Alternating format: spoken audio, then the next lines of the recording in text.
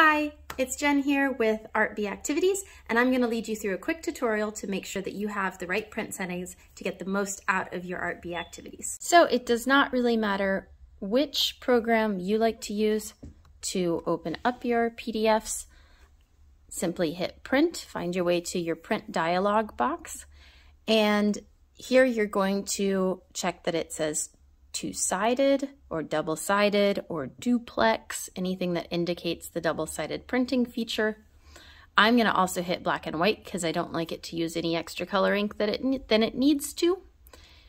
If you want to check the quality, you could set things to draft if you want to save even more ink. The layout, here you have long edge binding. That is perfect. You can see that there's short edge binding or long edge binding. We want long edge binding.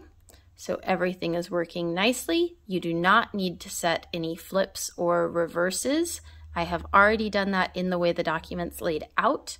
And actually this two-sided selection and long edge should automatically be selected for you because I have preset that in the metadata of the PDF.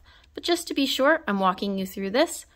You've got your paper handling, your cover page, nothing should have to change there. Definitely make sure there's no additional cover page that's going to throw your page count off though, because this should be an even number.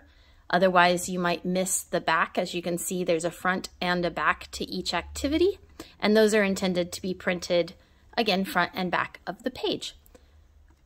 After you've done this double check, then you are ready to hit print. And it's as simple as that. You will have great double-sided paper puzzles.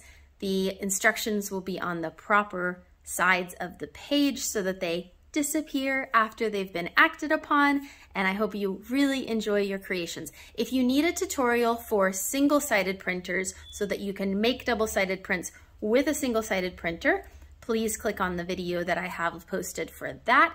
If you want to learn how to make paper tape in case you have any mess ups, then please click on the tutorial for that, and I hope you have a wonderful time crafting.